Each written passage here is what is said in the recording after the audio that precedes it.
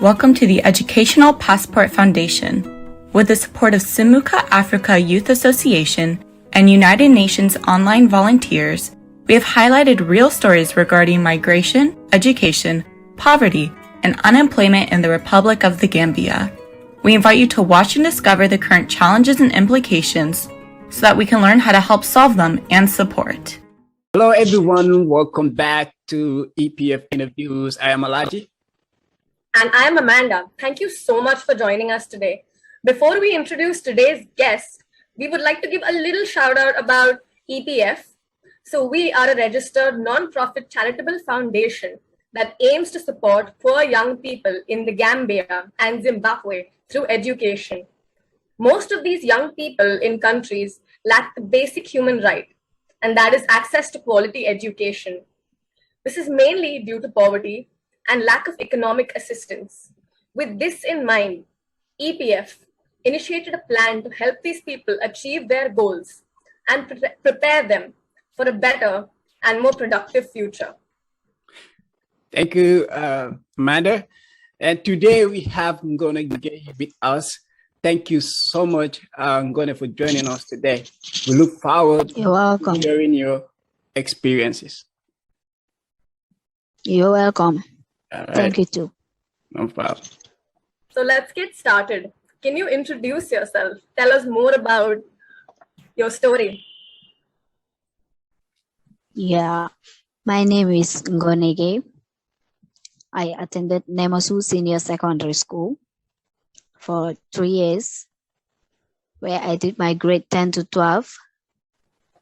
Yeah, I faced many difficulties during my schoolings in terms of like school materials and the like.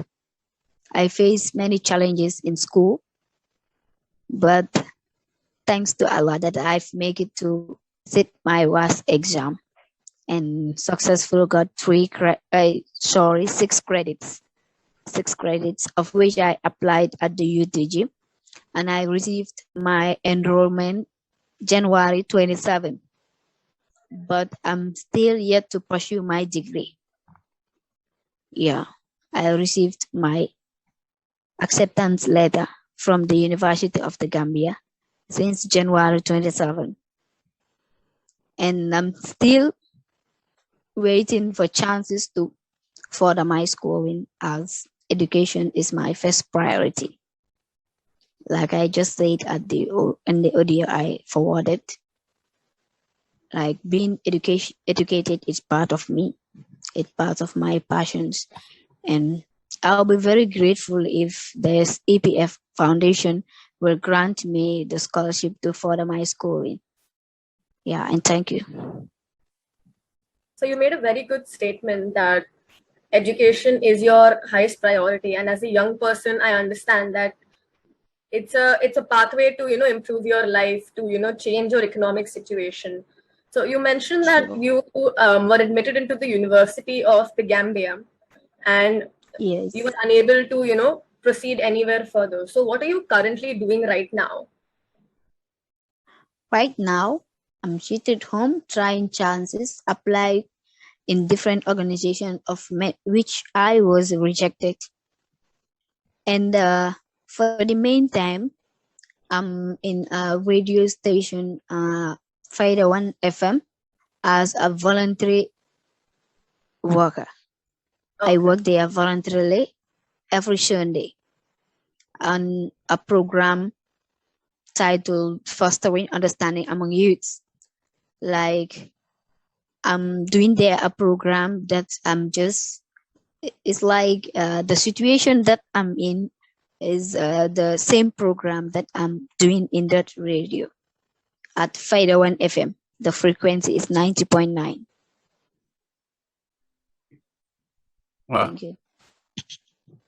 That's good. Thank you for explaining that in detail.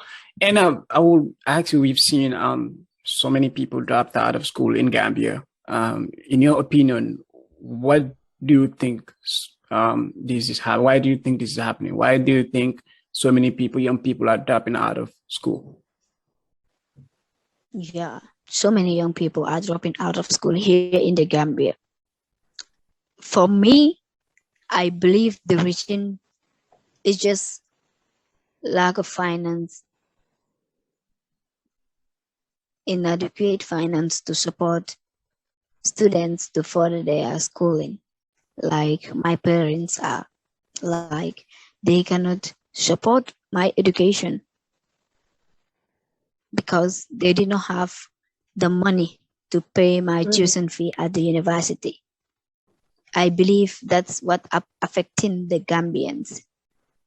That's why many youths like myself are dropping out of school. I believe that's the reason many young youths like we are leaving school. Like for instance, go to markets like Serakunda or example of one Costa Road. You will see young people of the Gambia selling water and the like, and they are intelligent. They have the passion of being educated, but it might be that their parents cannot afford to pay their schooling, or it might be that at times parents can be the reason why their children are uneducated, not because the child doesn't want to be educated. So, for example, your story, like you told us that on audio that you sent that you're from an extended family. That means you have a lot of siblings in your family, and you Sure. mentioned here too that most of these issues that the youth go through, they drop out of school because of financial constraints, and it can be an issue like to someone who is trying to achieve something. So do you think these financial constraints have psychological impact on the youth of the Gambia, including yourself, as you are from an extended family, then because your parents have to take care of other siblings, do you think these have a psychological impact on you and the rest of the youth in the Gambia? Sure, it have bulky psychological impacts, I can say, because you will see a boy, or I can say a man, drop out of school, joining gangs like being a smoker, a drunkard, and the like. Sometimes when you ask them like, why do you choose to be living your life this way? Sometimes they will just tell you, you will not understand, because they believe that there is no way, there is nothing that can help them move forward. They believe that there is no way forward for them, and they end up choosing the wrong way. Like there is no way that is wrong, to wait for the right time to come. And I believe that the right time will come for me to further my schooling. Absolutely. Very well said. So that's very right. If you don't have, what it takes to, further your, especially when it comes to education, because education is going to engage you, it's going to make you, focus on, what you're trying to learn. So if you don't have that, it's definitely going to have that impact on you, and you might indulge in, other ways that are clandestine. So, but what can we do to change this? I believe what you can do is just simple, just to assist many young youths like myself to further their schooling. There are many youths intelligent out there that cannot continue their schooling just because of one thing, financial situation. I believe in assisting them will help a lot. Thank you. I mean, that's what we're trying to do here at EPF. We're trying to support people who are underprivileged, who, like you have the vision, you have the ambition, you want to do it, you want to get it done for yourself, and so you can have a better future, take care of your family, take care of anybody around you. So for the people who are watching this is our main focus, this is our purpose. We want to make sure these people to have a better life. She said it. So many young people in the Gambia are indulging in a lot of things, a lot of bad things, because they don't have a future. To them, they don't have a future.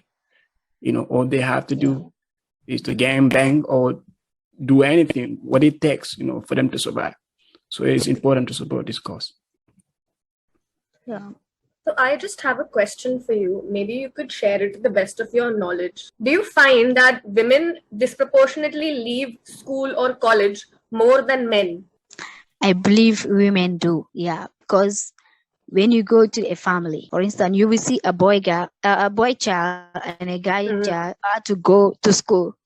Like if they have a little token that can support only one, they will now say, let me take the boy child to school. The girl child can stay at home. Wow. Yeah, we are mostly affected.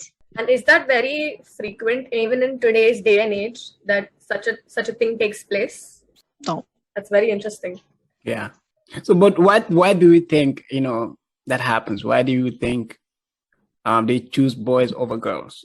They have the belief that like a boy child being educated is more important or it's more beneficial to the family or the nation, I can say.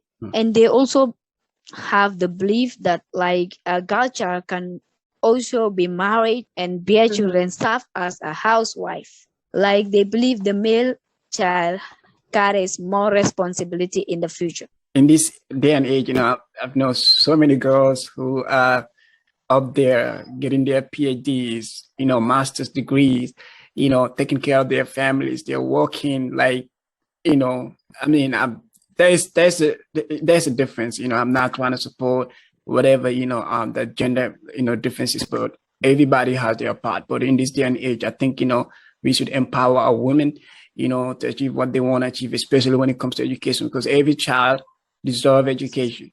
It doesn't matter whether you are a girl or a boy. Education is something that is fundamental for everybody. It's like it's a need, for everybody to have that. So our parents out there, if you are watching this, encourage your girls, encourage your boys, encourage everybody to have that education. Thank you. Very well said, Alaji. Ngoneh, I have another question for you before we end part 1 of this interview. Are you in touch with also other students who may have dropped out of college or, who are in the same situation as you? And I just wanted to get a feel of what are they doing currently? Are they trying to, work their way back to studying, or are they working? What are they currently doing right now? I had a friend that I was in same school with. When we graduated, he's also yet to go to the university. He got 7 credits. And I told him about this EPF organization because when I heard about this organization, I chat to him about it and we both try our luck. We both are trying our luck. And I believe he's also trying his luck because he did the interview. He told me that he will do the interview in, I don't know, week's time. Yeah, he was in similar situation as I am. And I believe that the EPF organization will assist him. He faced too many difficulties, especially in senior school, in providing school materials like pamphlets, textbooks, and the like. He faced a lot. And I knew it. We do chat a lot. He's a friend of mine. Thank you so much for sharing your story. So we are all going to just take a small break now. Part 1 of this interview is officially over. We thank everyone who is watching us. And if you want to watch more of Ngoneh's interview, please stay tuned to the second section. And at the same time, follow us on social media and like and share all of our videos. And don't forget to donate to GoFundMe link, which is shared in the description below. Help us turn dreams into actions because united we stand. Thank you. Thank you for watching. Thank you.